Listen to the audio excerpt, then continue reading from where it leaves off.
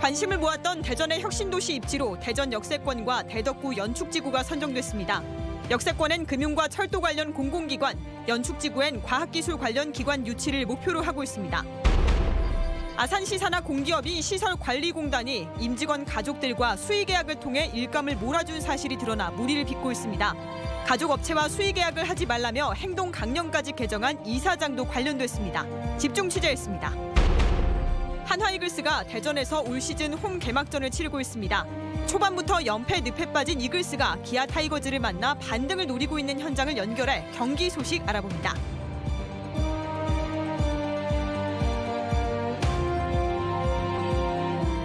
여러분 안녕하십니까?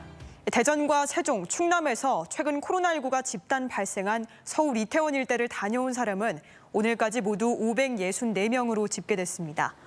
대전시는 현재까지 이태원 클럽과 주변 주점 등을 다녀와 검사를 받은 사람이 278명으로 이 가운데 190명이 음성 판정을 받았으며 88명은 검사가 진행 중이라고 밝혔습니다.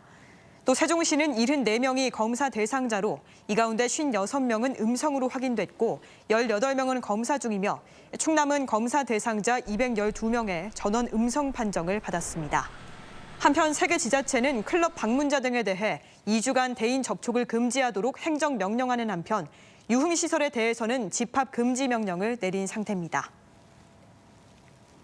대전시 올해 최대 관심사 가운데 하나였던 혁신도시 입지가 대전 역세권과 대덕구 연축지구로 확정됐습니다. 원도심 활성화와 동서균형 발전을 고려해서 두 지역을 선정했는데 역세권의 교통클러스터 지식산업단지가 연축지구에는 스마트 혁신도시가 추진됩니다. 하지만 마찬가지로 원도심에 속해 있으면서 혁신도시 입지에서 빠진 중구는 서운함을 내비쳤습니다. 문은선 기자가 보도합니다. 대전시가 동구 대전 역세권과 대덕구 연축지구를 대전 혁신도시 입지로 선정했습니다.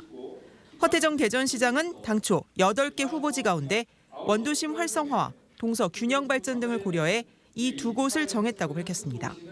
새로운 신도시가 아니라 기존에 있는 도시를 재생시키는 차원에서 혁신도시가 추진되면 도시의 경쟁력도 강화되고 그걸 통해서 지역 내 균형 발전을 이루면서 대전역을 중심으로 한 대전 역세권은 중소기업 관련 금융 공공기관을 유치해 원스톱 중소기업 지원 시스템을 만들고 철도 등 교통 클러스터 지식산업단지를 조성합니다.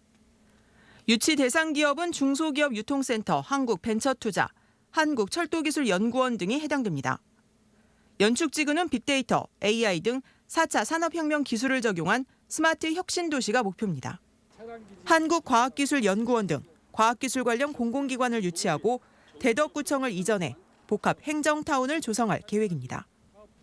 혁신도시가 일자리 창출과 원도심 균형 발전을 동시에 해결할 수 있는 묘수로 통하다 보니 같은 원도심인 대전 중구는 서운함을 내비쳤습니다. 혁신도시 지정이 돼서 공공기관이라든지 기관들이 내려와서 균형적인 발전이라는 그런 차원에서는 충분히 공감을 합니다. 단 하나, 그러면 중구도 원도심인데 중구에 대해서 어떤 방안을 갖고 있느냐. 또 전국 모든 자치단체가 120여 개 수도권 공공기관 유치전에 뛰어든 상황에서 복수 입지를 선정한 것이 효과적일지는 미지수입니다. 대전 충남을 혁신도시로 지정할 수 있는 근간인 국가균형발전특별법이 오는 7월 시행 예정으로 국토교통부에 혁신도시 지정을 신청하면 이르면 올해 안에 혁신도시 지정 절차가 마무리됩니다. MBC 뉴스 문은선입니다. 대전시가 LH 대신 다른 공공기관과 안산 첨단 국방 융합 산업단지 조성 사업을 추진하겠다고 밝혔습니다. 안산 산업단지는 지난해 5월 기획재정부 예비타당성 조사에서 산업단지 면적과 사업비가 대폭 감소하고 사업 예정지에서 배제된 주민들의 반발이 잇따르고 있는 상태입니다. 대전시는 개발 면적을 확대하고 부족한 산업시설 용지 공급을 위해서는 LH 대신 다른 금융 공공기관을 주축으로 한 특수 목적 법인을 설립해 2025년까지 180만 제곱미터 규모로 산업단지를 조성하겠다는 계획입니다. 반면 LH 관계자는 사업 예정지의 일부 지구 편입 요구 등의 민원으로 사업 추진이 중지된 상태라며 원안대로 우선 추진하고 추가 지구는 별도 또는 단계별로 추진하는 방안을 대전시에 제시한 상태라고 밝혔습니다.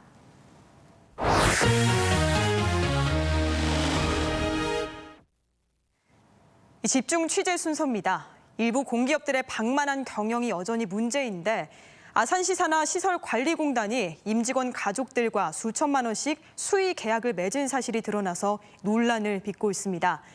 이사장 동생 업체에서 근무복을 대량 구입하고 홍보물은 경영지원팀장의 동생과 아버지가 운영하는 업체에 몰아주기도 했는데요. 혈세를 임직원 가족들 업체에 쓴 아산시 시설관리공단은 어처구니 없게도 지난해 경영평가에서 최우수 등급을 받았습니다. 김윤미 기자가 취재했습니다. 아산시 산하 지방공기업인 시설관리공단이 260여 명의 임직원에게 근무복과 안전화를 지급했습니다. 한 업체가 계약을 통해 공급했는데 알고 보니 이사장의 동생이 운영하는 곳입니다. 한 직원이 아산시 감사위원회에 이 사실을 공익 제보하면서 알려졌습니다. 티셔츠 2장하고 콜토시 2개하고 이 카우보이 모자 하나하고 우리가 지급을 받았어요. 이게 시설공단 이사장 친동생이 하는 거예요, 이게. 다 아는데 뻔히 아는 건데 그거를. 왜 브랜드가 그거밖에 없습니까? 아산시 감사위원회가 감사에 착수한 결과 이사장이 부임한 직후인 2018년부터 해마다 2천여만 원씩 모두 4,800여만 원, 관련 예산의 30%를 동생 업체가 가져갔습니다. 이사장뿐만이 아닙니다. 홍보물과 전시장 제작 등을 책임지는 경영지원팀장은 자신이 팀장을 맡은 지난해 동생과 아버지가 각각 대표로 있는 업체 2곳에 모두 7천여만 원, 일감의 70% 이상을 몰아줬습니다. 현 이사장이 부임한 이듬해인 2018년 개정된 임직원 행동 강령에 따르면 가족업체와 수의계약을 체결하는 건 명백한 규정 위반입니다. 공단 측은 기존에 거래하던 업체들로 이사장 등의 가족업체인 사실은 뒤늦게 알았다고 해명했습니다. 사업장마다 품위를 각각 올리기 때문에 이사장님이까지 올라갈 수 있는 결제 권한이 아니에요. 그래서 이사장님도 내용을 모르셨던 내용이고. 하지만 아산시는 행동강령 위반이 명확하고 또 가족 관련 업체라는 사실을 서면 신고하지도 않은 만큼 사안이 심각하다며 엄중한 조사와 관련자 징계를 요구했습니다. 그 직무 배제를 하든가 직무 배제 기피 요청을 해서 그 행동강령 규정대로 이행을 했어야 되는데 그렇게 안 했기 때문에 저희가 이번 그 징계 요구를 하게 된 겁니다. 공단 측은 감사를 받은 이후에야 해당 업체들을 계약 대상에서 제외했습니다. 혈세를 임직원들의 가족업체에 몰아줬다는 비판에 휩싸인 아산시 시설관리공단은 역설적이게도 지난해 경영평가에서 최고 등급을 받아 최우수 기관에 선정됐습니다. MBC 뉴스 김윤미입니다. 지금 이 시각 프로야구 한화이글스가 대전에서 올 시즌 홈 개막전을 치르고 있습니다. 개막 첫 주에 부진했던 한화는 홈에서 기아를 상대로 반등을 노리고 있습니다. 관중 없이 치러지는 오늘 경기에서는 코로나19 극복의 메시지를 담은 행사도 열렸다고 하는데요. 야구장에 나가 있는 취재기자 연결해서 현장 상황 알아보겠습니다. 이승섭 기자, 경기가 어떻게 진행되고 있나요? 네, 대전 한화생명 이글스파크입니다. 제가 해마다 한화이글스의 홈 개막전을 취재하러 왔는데 이렇게 조용한 분위기는 처음인 것 같습니다. 바로 무관중 경기이기 때문인데요. 비록 관중은 없지만 선수들은 밖에서 지켜보고 있을 팬들을 위해 플레이 하나하나에 최선을 다하는 모습입니다.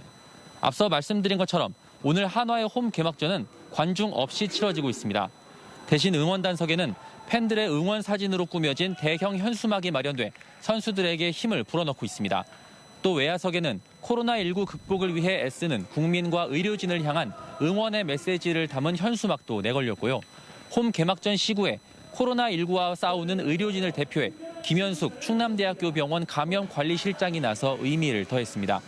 오늘 경기를 치르는 한화와 기아는 나란히 2승 4패를 기록하고 있어 하위권으로 처지지 않기 위한 총력전을 펼치고 있습니다. 한화는 김민우, 기아는 외국인 투수 에런 브룩스를 선발 투수로 내세웠는데요. 8회가 진행 중인 현재 한화와 기아가 1대1로 맞서고 있습니다. 한화는 이번 주 기아와 롯데를 상대로 펼치는 홈 6연전 결과에 따라 시즌 초반부터 하위권으로 처질 수 있어 경기 결과에 팬들의 관심이 쏠리고 있습니다. 지금까지 대전 한화생명 이글스파크에서 MBC 뉴스 이승섭입니다. 이달 초 강원도 고성에서 발생한 산불은 1년 전 비슷한 지역에서 발생한 대형 산불과 발화 양상은 비슷했지만 피해는 10분의 1 수준에 그쳤는데요. 산림청이 1년 전의 교훈을 바탕으로 대형 산불에 대응하기 위해 과학적인 산불 예방 시스템을 마련한 것이 효과를 거뒀다는 분석입니다. 김광현 기자가 보도합니다. 지난해 4월 강원도 고성군의 한 야산에서 시작된 산불은 강풍을 타고 순식간에 동해안 지역으로 번졌습니다. 사흘 동안 계속된 산불로 2명이 숨지고 이재민 1000여 명이 발생했으며 주택과 창고 700여 동과 산림 1200여 헥타르가 잿더미로 변했습니다. 이달 초에도 강원도 고성에서 산불이 났지만 인명피해 없이 건물 6동과 산림 85헥타르를 태우고 12시간 만에 진화됐습니다. 1년 전 교훈을 바탕으로 지리, 기상정보 등을 활용한 새로운 산불 종합대책을 가동했기 때문입니다. 기상, 기후, 풍속과 그 산의 경사도를 반영을 해서 시간대별로 저희가 확산 예측을 하고 있습니다. 주민 대피를 사전에 신속하게 할 수 있어서 도움이 많이 됐습니다. 산불 위험 지역에 드론과 CCTV를 활용한 상시 감시 체계를 갖추고 산불 현장에는 상황을 입체적으로 예측하고 분석 대응하는 산불 지휘차를 배치했습니다. 대형 산불 발생 위험이 가장 큰 강원도 동해안 일원에 불꽃, 연기 등을 자동 감지하는 센서가 부착된 스마트 CCTV도 보급하고 있습니다. 또 헬기 투입이 불가능한 야간 시간대 진화 경험이 풍부한 최정예 산불 특수진화대를 투입해 빠르게 큰 불길을 잡을 수 있었습니다. 산림청은 단계적으로 산불 대응 인력을 정규직으로 전환하고 특수 진화차 개발을 추진하는 등 한국형 산불 방지 시스템을 갖춰 나가기로 했습니다. MBC 뉴스 김광현입니다. 태안의 명품 송화소금이 본격적으로 생산되기 시작했습니다. 매년 송화가루가 날리는 열흘 정도 기간에만 생산되고 독특한 풍미와 영양분이 많아 인기가 좋은데요. 올해는 비 때문에 생산량이 줄어서 더 귀해졌다고 합니다. 조형찬 기자가 보도합니다. 야트막한 소나무 산으로 둘러싸인 태안의 염전. 아지랑이처럼 해송에서 뿜어져 나오는 송화가루가 그대로 염전으로 날아가 앉습니다. 바닷물이 마르기를 기다려 농민들이 분주히 소금 수확에 나섭니다. 태안의 대표적 특산품인 송화소금입니다. 이 산면이 전부 다 소나무 숲으로 둘러싸여 있지 않습니까? 그래서 여기가 송화가 많이 날라오고 선착순으로 주문하는 사람만 드릴 수 있어요. 다는 못 드려요. 그렇게 송화소금은 귀하죠. 1년 중 송화가루가 날리는 열흘 남짓한 기간에만 생산돼 가격도 일반 소금에 비해 2배나 비쌉니다. 올해는 송화소금이 생산되는 시기에 비가 자주 내려서 생산량이 30%나 줄었습니다. 그래서 더욱 귀한 몸이 됐습니다.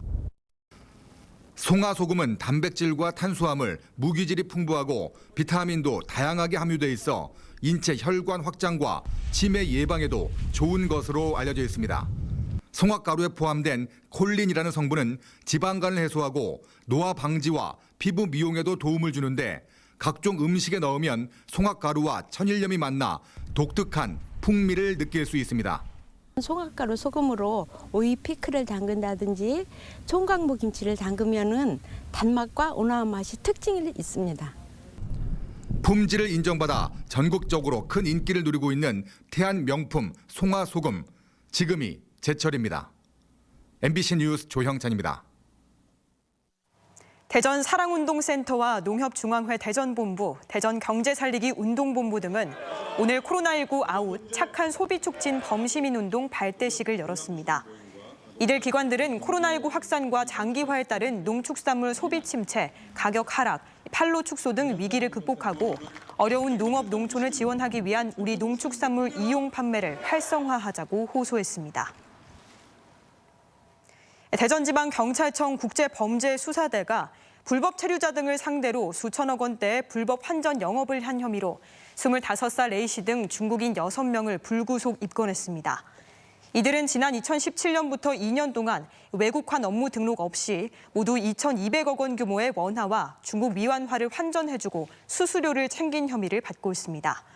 경찰은 이들이 빠른 송금이나 최저 수수료를 앞세운 광고를 내걸고 대부분 불법 체류자를 대상으로 영업해왔다며 이들을 통해 환전한 중국인과 한국인 11명도 함께 입건했습니다. 유기동물을 키우는 동영상으로 구독자 40만여 명을 보유한 충남대 수의대생 A씨가 동물보호단체에 의해 동물 학대 혐의 등으로 경찰에 고소된 가운데 충남대학교가 진상조사에 나섰습니다. 충남대는 교수와 학생 상담센터 전문가 등 7명이 참여하는 진상조사위원회를 꾸려 동물 학대와 후원금 유용 등 A씨를 둘러싼 의혹이 사실인지 파악하고 교칙 위반이 있으면 징계를 권고하기로 했습니다. 앞서 동물보호단체는 A씨가 원하는 영상을 촬영하기 위해 개와 고양이를 일부러 굶기는 등 학대했고 구독자들의 후원금을 유기견 관리에 쓰지 않았다고 주장했으며 A씨는 모든 의혹을 부인했습니다. 대전지검이 지난해 8월 세종시에서 채팅 애플리케이션으로 만나 이른바 강간 상황극을 벌이다가 애꿎은 이웃을 성폭행한 혐의로 기소된 남성 2명에게 중형을 구형했습니다. 검찰은 오늘 대전지법 제11형사부 심리로 열린 결심 공판에서 자신을 36살 여성이라고 속여 이웃의 집에 침입해 성폭행을 교사한 혐의로 20대 남성 A씨에게 징역 15년을, 실제 성폭행한 혐의를 받는 30대 남성에게 징역 7년을 각각 구형했습니다. 충청권 광역자치단체장들이 전국 17개 시도지사 직무수행평가 조사에서 평균 49.1%의 지지도를 보이며 중하위권에 머물렀습니다. 리얼미터가 발표한 4월 광역자치단체장 평가에 따르면 양승조 충남지사는 51.0%의 지지율로 전국에서 10위를, 허태정 대전시장은 48.3%의 지지율로 12위를 기록했습니다. 또 이춘희 세종시장은 43.8%의 지지율로 14위를 기록하는 등 충청권 자치단체장들의 지지도가 중하위권에 머물렀습니다. 이번 지지도 조사는 리얼미터가 지난달 24일부터 30일까지 전국 만 18세 이상 남녀 17,000명을 대상으로 유무선 임의 걸기 방식으로 진행했으며 표지 오차 95%에 신뢰 수준 플러스 마이너스 3.1%포인트입니다. 이춘희 세종시장이 화상 경마장 유치 논란과 관련해서 시민이 반대하면 못하는 것이라고 말했습니다.